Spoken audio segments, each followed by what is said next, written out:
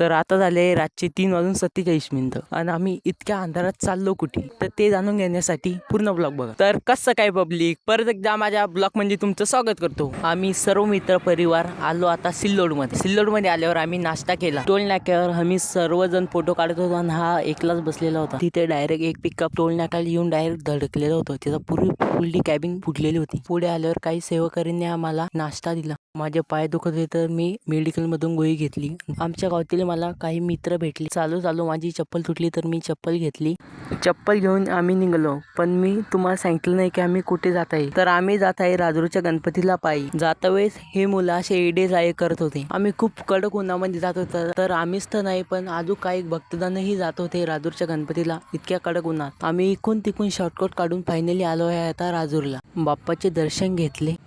थोडं यात्रेमध्ये आम्ही इकडे तिकडे हिंडलो आणि निघालो आता घरी. तर आजचा ब्लॉग माझा इथे संपतो. परत भेटूया दुसऱ्या ब्लॉग मध्ये.